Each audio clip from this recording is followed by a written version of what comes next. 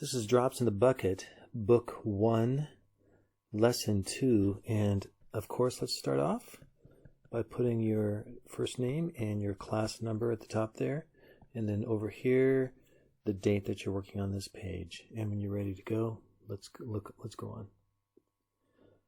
All right, so number 1 here, it's really similar to what we did on lesson 1. How we get to school. I think it's kind of the same graph, maybe. It looks pretty much exactly like the same graph. Again, these are the number of kids: bus, car, walk, bike, and skate.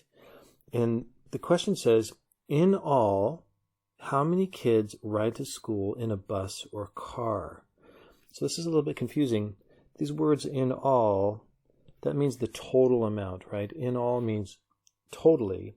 How many kids ride to school in a bus or in a car?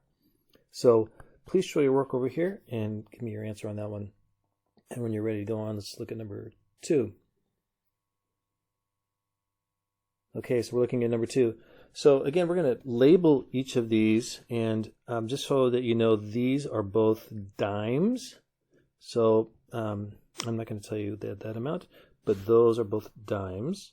And then go ahead and complete that the rest of the way. I think you know what to do. And when you're ready, let's go on to number 3.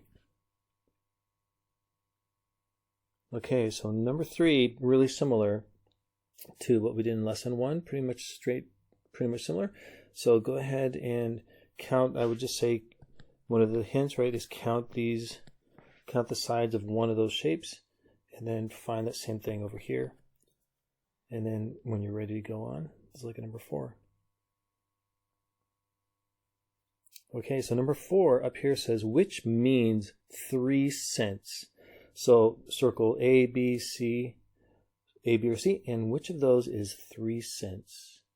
And when you're ready to go on, we'll look at number 5. Okay, so number 5 here, this says, who has 2/3 or 2 out of 3 of the pizza? So who has 2/3 of the pizza? I guess they mean left. So who has 2 out of 3 pieces left? And it's kind of hard to see. I would draw over the top of these lines, so I'm going to do that again. I'm going to do that on this one. So that's how, and please do this. So that's how these pizzas were originally cut. And what I would like you to do, because this is new, I'll guide you through it a little bit. This one was cut into 4 pieces. So that, remember, this line right here in the fraction means out of. So this pizza was cut into 3 pieces, and this pizza was cut into 3 pieces. And so we need to put a number on the top of each of those fractions that tells us how many slices of pizza are still on their trays. So go ahead and finish that up, and when you're ready to go, we'll go on to number 6. Okay, so number 6, pretty straightforward. Remember to start over here, always start in the ones place in case you need to borrow or regroup. And when you're done with those, let's look at number 7. Okay, so number 7 says, if we use 36 forks from a bag of 60, so again, we're starting with 60, and we're going to use 36, how many will be left? And that tells us that it's a takeaway problem.